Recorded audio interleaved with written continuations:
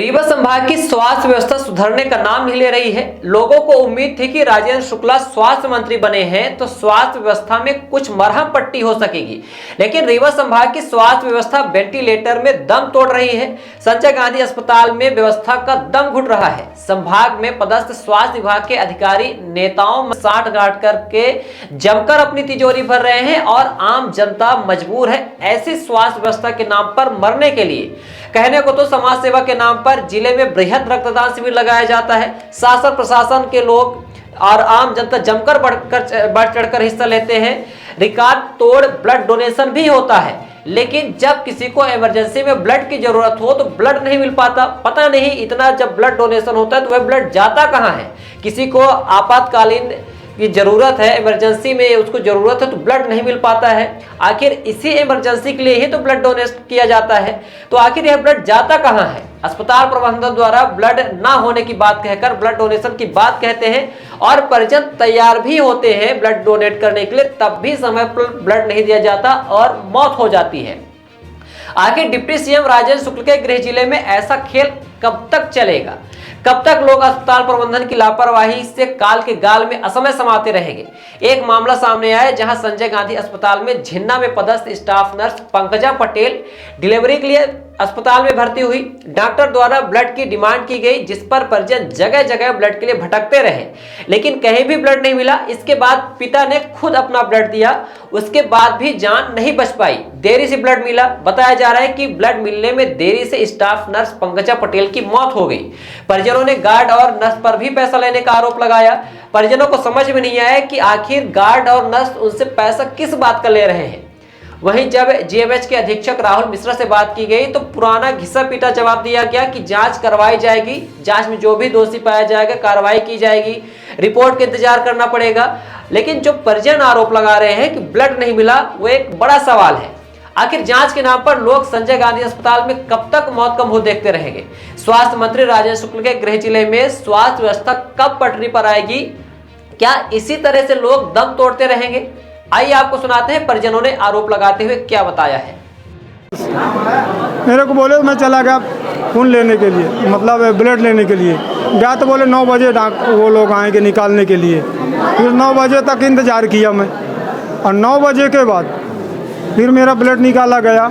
मैं ब्लड लेके आया और चढ़वाया, तब तक मैं वो थी ही नहीं, वो तो पहले ही गुजर गई थी। जब ब्लड की इमरजेंसी थी तो यहाँ पे नहीं चढ़ाया था क्या? नहीं, यहाँ से एक पैसे नहीं। रात में मैं 2 बजे दवाई लेने गया, 11:30 बजे दवाई लेने गया, यहाँ 1 पैसे की दवाई नहीं मिली। 1 पैसे की पूरी बाहर से टोटल मैं बाहर से दवाई लेके आया हूँ। ब्लड बैंक की खुल के काम। हाँ, जबकि एक मैडम लिखी भी, ये देखिए मेरे पास कागज़ भी है, तो बोले सीएम साहब से लिखवाओ तो ब्लड मिल जाएगा। कौन बोला? इतना घुमाया जा रहा था कि मतलब लेकिन वो ये देखिए 4 बार किया, 10 बज गया, लेकिन इसमें कोई नहीं मिला। इमरजेंसी ब्लड चाहिए हो तो आदमी भटकता रहे। हाँ, सीएम बोले कि भाई तुम्हारे शरीर नहीं है, तुम खून नहीं निकलवा सकते हो। मैं फिर खून निकलवाया इसको जेब में डाल के। हाँ हाँ, डेट हो चुकी थी ना, फिर भी खून चढ़ा दिए। ब्लड को चढ़ाया इसने पूरा, अभी भी लगा हुआ, देख लीजिए। पंकजा पटेल, हाँ नर्स थी, वो स्टाफ नर्स इसमें झिन्ना हॉस्पिटल में। छुट्टी तो उसकी हुई नहीं अभी, वो दोपहर में कर लिया था। हाँ, अभी ये पैसे की बात आ रही थी। पैसे तो गार्ड और नर्सें तो सुबह से परेशान करके रखी। 4000 रुपये में 200, 500, 100 रुपये तो कोई लेता ही नहीं है यहाँ। बात का नर्स पैसा मांगती है। वही तो मैं पूछ रहा हूँ ना कि ये लापरवाही नहीं है तो क्या है, बताइए आप। क्या नाम है आपका? लालमणि पटेल, ग्राम पोस्ट बिगौड़ी जी, डिस्ट्रिक्ट सतना मध्य प्रदेश। वो सन्नेही में थी, वो इसमें झिन्ना में थी पदस्थ, वो नर्स है ना, स्टाफ नर्स है वो। यही डिलीवरी का केस है। ये मैं कल लेके आया बच्ची को, नॉर्मल थी बिल्कुल, और यहाँ मैं मतलब भर्ती कराया। भर्ती करवाने के बाद अभी 5 बजे बच्चा हुआ, स्वस्थ बच्चा हुआ, और जच्चा बच्चा दोनों स्वस्थ थे। मेरे से बात भी हुई बच्ची से। हमको क्या जाने नहीं देते अंदर, लेडीज़ों का काम है। इसके बाद वो मेरी मैडम थी, उनको बाहर कर दिया गया। अब वो उसकी इतने में हालत ख़राब हो गई। जब गई यहाँ से दोबारा तो वो गिरी पड़ी हुई थी, मतलब उसको ब्लड निकल रहा था। तो शरीर में जब ब्लड ही नहीं है तो उसको ताकत कम के कारण वो मतलब मूर्छित हो गई, गिर गई। अब फिर बताई तो सब जाके लापरवाही में यही शब्द बोलने लगा। बोले तुम क्या जानते हो, हैं, तुमको तो कुछ मालूम नहीं है। ये नर्सें बोल रही थी यहाँ से, डॉक्टरें जो अभी भी डॉक्टर बोल रही थी तुमको क्या मालूम, साइंस थोड़ी तुम पढ़े हो। अरे हम तो नहीं पढ़े हैं, लेकिन इतना तो जानते हैं कि नॉर्मल डिलीवरी में मतलब इतना तो तकलीफ़ है नहीं। जब हमारे से 5 बजे बात की तो कुछ तो होना नहीं चाहिए। बड़े बड़े केसें देखे हैं हम। हाँ, खून के लिए मेरे से महिला की मौत के बाद कुछ शुरुआत की। अभी प्रथम दृष्टया तो ये पल्मोनरी एम्बोलिज्म एक बीमारी होती है जो कई हज़ारों में कुछ 1-2 या महिलाओं को हो सकती है। नॉर्मल कॉम्प्लिकेशन है डिलीवरी का, तो वो प्रतीत हो रहा है। और विस्तृत रिपोर्ट पोस्टमार्टम आने के बाद ही हम बता पाएंगे। और उसका पूरा अच्छी तरह से उपचार यहाँ किया गया था, कई डॉक्टरों ने देखा है और सभी सीनियर डॉक्टर्स थे। और उसमें जैसा कि परिजनों का आरोप है कि कोई लापरवाही ऐसी की गई, तो ऐसी लापरवाही प्रथम दृष्टया से प्रतीत नहीं होती। सर, ब्लेड का कुछ इशू आया था जिसमें परिजनों ने बोला कि ब्लेड जब हम दिए, जब चढ़ाए, जब खत्म हो। नहीं, ब्लड तो शायद उसमें चढ़ाने की हिस्ट्री अभी नहीं आई है।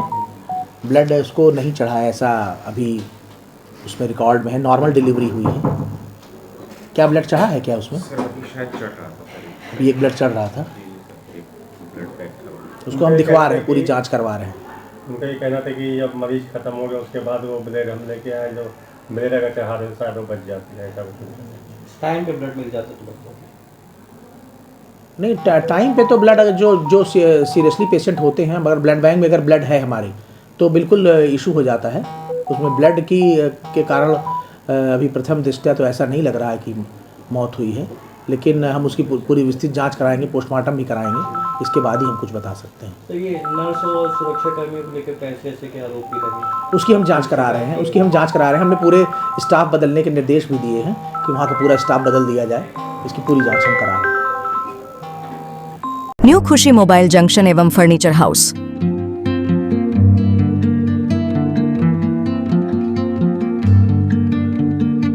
खरीदे सब कुछ एक ही जगह पर आसान सी किश्तों में।